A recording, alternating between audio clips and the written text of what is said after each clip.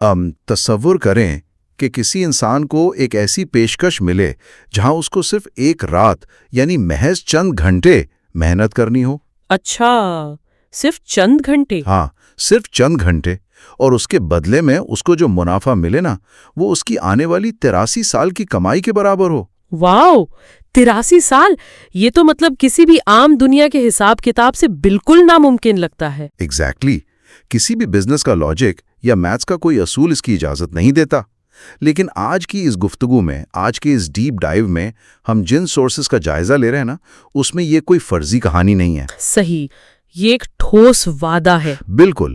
ہم آج رمضان کے آخری عشرے یعنی آخری 10 دنوں کی تاک راتوں میں چھپی ہوئی ایک ایسی حقیقت کا تجزیہ کر رہے ہیں جسے شب قدر کہا جاتا ہے، اور ہمارا مقصد یہ سمجھنا ہے کہ وقت کے اس حیرت انگیز پیمانے کے پیچھے کیا حکمت ہے، اور یہ ایک رات کس طرح انسان کی پوری زندگی کا رخ بدل سکتی ہے۔ یہ شروعات واقعی انسان کو سوچنے پر مجبور کر دیتی ہے۔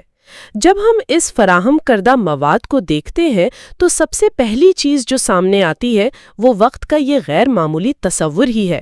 ہاں، وقت کا تصور۔ دیکھیں نا، عام طور پر وقت ایک سیدھی لائن کی طرح چلتا ہے۔ 1 سیکنڈ، 1 منٹ، 1 گھنٹہ سب کے لیے برابر ہے۔ لیکن اس تحریر میں ایک قرآنی اعلان کا حوالہ ہے کہ لیلۃ القدر خیر من الف شہر، جس کا مطلب ہے شب قدر 1000 مہینوں سے بہتر ہے۔ بالکل، اور اگر کوئی اس کا حساب لگائے تو یہ کم و بیش 83 سال اور 4 مہینے بنتے ہیں۔ یہ کوئی معمولی بات نہیں ہے۔ 83 سال مطلب ایک عام انسان کی تو پوری زندگی نکل جاتی ہے اس میں۔ ہاں، ایک بھرپور زندگی۔ اس میں انسان کا بچپن، اس کی جوانی، اس کی ساری جدوجہد اور بڑھاپا سب شامل ہو جاتا ہے، صرف ایک رات میں۔ صحیح۔ اور مجھے اس حوالے سے جو بات سب سے زیادہ متوجہ کرتی ہے وہ لفظ بہتر ہے۔ یعنی تحریر میں یہ نہیں لکھا کہ یہ رات 83 سال کے برابر ہے۔ اچھا، ہاں، بہتر لکھا ہے۔ ہاں، مطلب 83 سال تو صرف سمجھانے کے لیے ایک منیمم لمٹ بتائی گئی ہے، اصل منافع تو اس سے بھی کہیں زیادہ ہو سکتا ہے۔ ایگزیکٹلی۔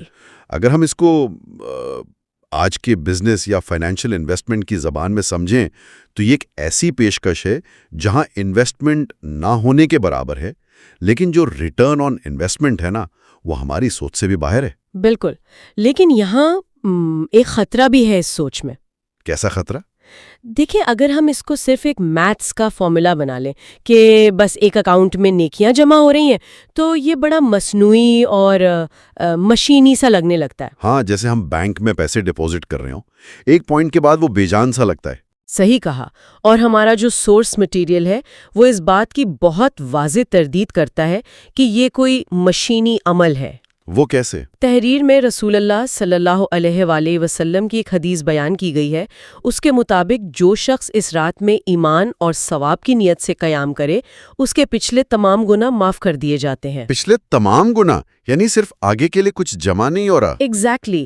اس بات کی گہرائی کو سمجھیں، یہ صرف مستقبل کا بیلنس بڑھانے کی بات نہیں ہے، یہ ماضی کو، پاسٹ کو مکمل طور پر صاف کرنے کا بے مثال موقع ہے۔ گویا یہ صرف اکاؤنٹ میں پیسے ڈالنا نہیں ہے، بلکہ ایک ایسا عمل ہے جو پچھلے سارے قرض اور بوجھ ان سب کو زیرو کر دیتا ہے۔ ایک کلین سلیٹ، صحیح، ایک نئی شروعات۔ انسان اپنی زندگی میں جانے انجانے بہت سی غلطیاں کرتا ہے، اور یہ غلطیاں نا ایک بوجھ بن جاتی ہیں جو ہماری روحانی ترقی کو روکتی ہیں۔ بالکل، ایک مینٹل بیگیج بن جاتا ہے۔ ہاں، بیگیج۔ تو خالق کی طرف سے یہ جو آفر ہے یہ اصل میں انسان کو اس بوجھ سے آزاد کرنے کا طریقہ ہے، اور جب حدیث میں ایمان اور ثواب کی نیت کی شرط ہے تو اس کا مطلب ہی یہی ہے کہ یہ میکینیکل نہیں ہے۔ یعنی نیت سچی ہونی چاہیے، بس جاگنا کافی نہیں ہے۔ بالکل، اس کے لیے اندر کی سچائی، یقین اور خالص طلب ضروری ہے۔ یہ ایک شعوری بیداری ہے۔ شعوری بیداری، یہ بہت خوبصورت لفظ استعمال کیا آپ نے۔ لیکن جب ہم اتنی عظیم رات اور اس کے فائدوں کی بات کرتے ہیں نا تو میرے ذہن میں ایک بڑا لاجیکل سا سوال آتا ہے۔ کیا سوال ہے؟ دیکھیں، اگر میں اس مواد کو تھوڑا تنقیدی نگاہ سے دیکھوں تو ایک بات بڑی عجیب لگتی ہے۔ اگر یہ رات اتنی ہی قیمتی ہے کہ ایک لمحہ سالوں پر بھاری ہے اور پچھلی پوری زندگی صاف ہو سکتی ہے تو اس کو راز کیوں رکھا گیا؟ راز رکھنے سے آپ کی مراد؟ مراد یہ کہ ہماری تحریر میں لکھا ہے رمضان کے آخری عشرے کی طاق راتوں میں اس کو تلاش کرو۔ مجھے یہ لفظ تلاش بڑا عجیب لگ رہا ہے۔ اگر واقعی اتنا بڑا موقع دینا تھا تو چھپا دیا کیوں؟ اچھا، آپ کہہ رہے ہیں کہ ایگزیکٹ ڈیٹ کیوں نہیں بتا دی؟ ہاں نا، ایک ایگزیکٹ ڈیٹ ہوتی، جیسے کیلنڈر پہ مارک کر دیتے کہ بھائی پھلاں رات کو جاگنا ہے اور بات ختم۔ اسے 21ویں، 23ویں، 25ویں، 27ویں اور 29ویں راتوں کے درمیان کیوں الجھا دیا؟ کیا یہ بلا وجہ کی مشقت نہیں ہے؟ یہ آپ نے ایک ایسا پوائنٹ اٹھایا ہے جو ڈائریکٹلی انسانی نفسیات اور روحانیت سے جڑا ہوا ہے۔ بظاہر یہ واقعی ایک مشقت لگتی ہے، لیکن اگر اس مواد میں موجود حکمت کو دیکھیں نا تو جواب بہت حیران کن ہے۔ کیسی حکمت؟ تحریر کے اگلے حصے میں اس بات پر زور دیا گیا ہے کہ رمضان کی آخری طاق راتوں کو غفلت میں مت گزاریے۔ اب ذرا خود سوچیں، اگر ایگزیکٹ ڈیٹ پتہ ہوتی تو کیا ہوتا؟ میرا خیال ہے کہ لوگ پورا سال سوتے، بلکہ شاید پورا رمضان بھی سوتے رہتے اور بس اسی ایک فکس رات کو آگے جگ جاتے۔ ایگزیکٹلی، انسانی فطرت ہی سہولت پسند ہے۔ اگر ڈیٹ پتہ ہوتی تو کوئی بھی باقی راتوں میں کوشش نہیں کرتا، ایک رات جگ کر سمجھ لیتے کہ بس جنت مل گئی۔ ہاں بالکل، شارٹ کٹ مار لیتے۔ صحیح کہا، شارٹ کٹ۔ تو اس رات کو چھپانے اور اس کی تلاش کا حکم دینے میں اصل میں ایک بہت گہری نفسیاتی تربیت ہے۔ جب ایک انسان ایک رات جگتا ہے، پھر دوسری طاق رات میں کھڑا ہوتا ہے، پھر تیسری میں بھی نیند قربان کرتا ہے، تو وہ کیا ثابت کر رہا ہے؟ وہ اپنی طلب ثابت کر رہا ہے کہ وہ واقعی اس چیز کو چاہتا ہے۔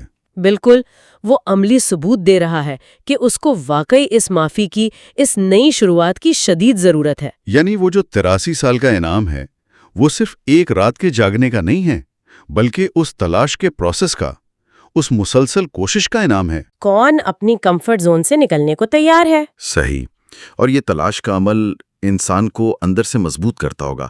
لیکن اس تحریر میں تلاش کے عمل کے حوالے سے ایک اور بہت انٹرسٹنگ پہلو ہے جو اس کو صرف ایک اکیلے کا عمل نہیں رہنے دیتا۔ اچھا، آپ فیملی والے پوائنٹ کی طرف آ رہے ہیں؟ ہاں بالکل، ہماری تحریر بتاتی ہے کہ جب رمضان کا آخری عشرہ آتا تو رسول اللہ صلی اللہ علیہ وسلم اپنی عبادت کو بڑھا دیتے، پوری رات عبادت کرتے اور اپنے گھر والوں کو بھی جگاتے۔ مجھے اس بات پہ تھوڑی حیرت ہوئی۔ حیرت کیوں؟ اس میں کیا عجیب لگا آپ کو؟ عجیب اس لیے کہ عام طور پر جب ہم کسی روحانی سفر کی بات کرتے ہیں تو اسے بہت ذاتی اور تنہائی کا عمل سمجھا جاتا ہے۔ صحیح، آئزولیشن کا۔ ہاں، لوگ سوچتے ہیں کہ کسی کونے میں اکیلے بیٹھ کر عبادت کرنی چاہیے، لیکن یہاں تو آدھی رات کو پورے گھر کو جگایا جا رہا ہے۔ بظاہر تو یہ اس اکیلے پن کے سکون میں خلل ڈالنے والی بات لگتی ہے۔ یہی تو وہ پوائنٹ ہے جہاں یہ سورس مٹیریل ہمیں ایک نیا پرسپیکٹو دیتا ہے۔ ہم واقعی روحانیت کو تنہائی سے جوڑتے ہیں، لیکن گھر والوں کو جگانا اس بات کا ثبوت ہے کہ اتنی بڑی نعمت کو اکیلے سمیٹنا ٹھیک نہیں ہے۔ یعنی اکیلے فائدہ نہیں اٹھانا۔ بالکل، یہ ایک سماجی اور خاندانی ذمہ داری ہے۔ تو مطلب جب کسی کو پتہ چل جائے کہ آج کی رات پاسٹ کو صاف کر سکتی ہے اور 83 سال کا منافع دے سکتی ہے، تو وہ یہ کیسے برداشت کرے گا کہ اس کے قریبی رشتہ دار سوتے رہیں؟ ایگزیکٹلی، ذرا اس منظر کا تصور کریں۔ رات کا پچھلا پہر ہے، پوری دنیا سو رہی ہے، لیکن اس گھر کا ہر فرد جاگ رہا ہے۔ سب ایک ہی مقصد کے لیے کھڑے ہیں، سب ایک ہی تلاش میں ہیں۔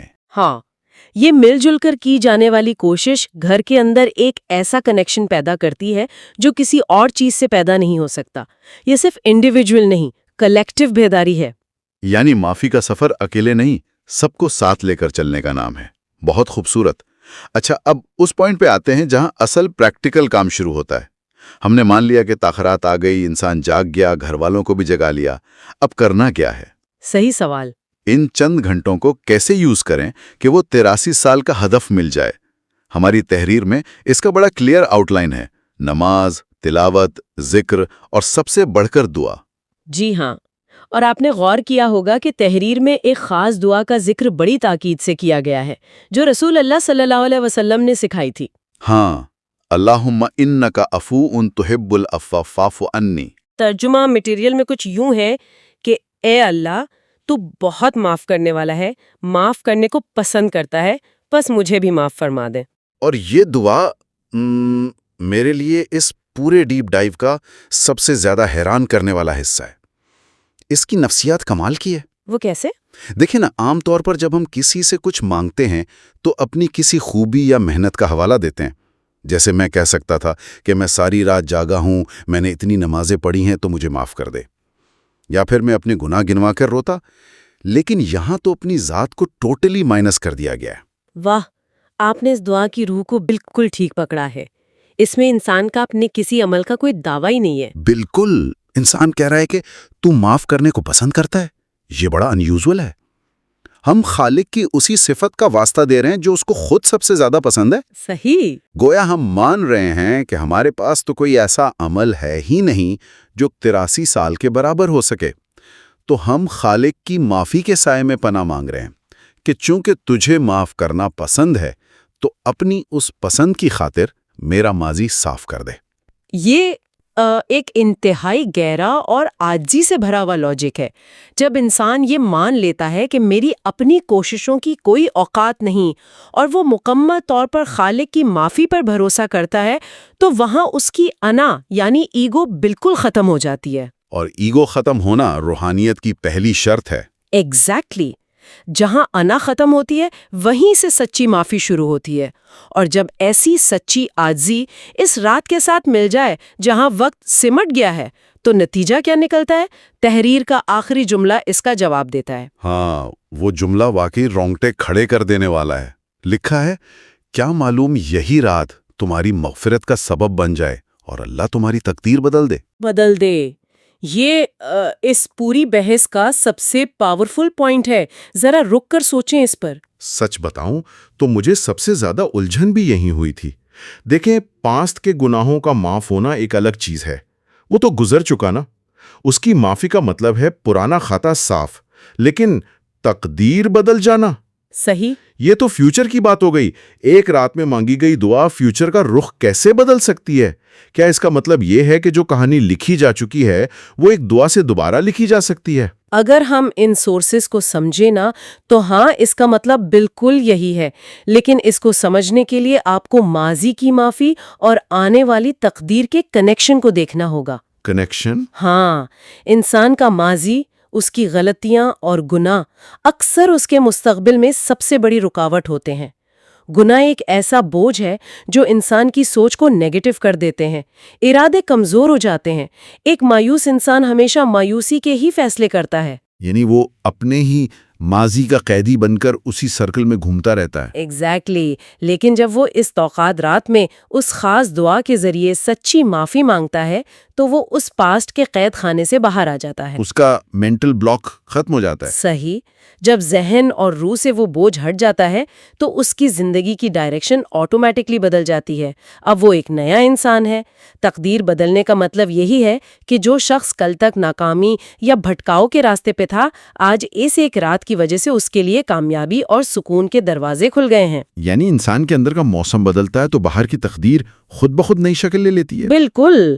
ہم اکثر سوچتے ہیں کہ تقدیر تو فکسڈ ہے، لیکن یہ مٹیریل ہمیں امید دیتا ہے کہ خالق نے ایک رات کی شکل میں انسان کو اپنا فیوچر خود روشن کرنے کا اختیار دیا ہے. یہ وضاحت واقعی بہت سی کنفیوژن کلیئر کر دیتی ہے. یہ ایک طرح کا بٹرفلائی ایفیکٹ ہے جہاں ایک رات کی سچائی آنے والی ساری زندگی کا دھارا موڑ دیتی ہے. صحیح. تو اگر ہم اس ساری گفتگو کو سمیٹنے کی کوشش کریں، اس ڈیپ ڈائیو کا خلاصہ نکالیں تو ایک بڑی روشن تصویر سامنے آتی ہے. ہم نے دیکھا کہ شب قدر صرف وقت گزاری نہیں ہے، بلکہ 83 سال کی مسلسل عبادت سے بھی بڑی چیز ہے. اور اس کو آخری عشرے کی تاک راتوں میں اس لیے چھپایا گیا تاکہ ہم اپنی غفلت چھوڑ کر ایک سچی کوشش کر سکیں. صحیح. پھر ہم نے یہ بھی دیکھا کہ اکیلے فائدہ نہیں اٹھانا، فیملی کو ساتھ ملانا ہے. یہ ایک کلیکٹیو ایفرٹ ہونی چاہیے. اور سب سے اہم وہ خاص دعا جہاں ہم اپنے اعمال پر فخر کرنے کے بجائے اس کی معافی کی صفت کو پکارتے ہیں تاکہ ماضی صاف ہو اور آنے والی تقدیر روشن ہو جائے. بالکل. اب یہاں ایک آخری اور بہت ضروری سوال بنتا ہے. جو لوگ بھی اس وقت ہماری اس بحث کو سن رہے ہیں، جو سیکھنا چاہتے ہیں، ان کے لیے اس سب کی پریکٹیکلی کیا اہمیت ہے؟ اس کی پریکٹیکل ایپلیکیشن بہت گہری ہے.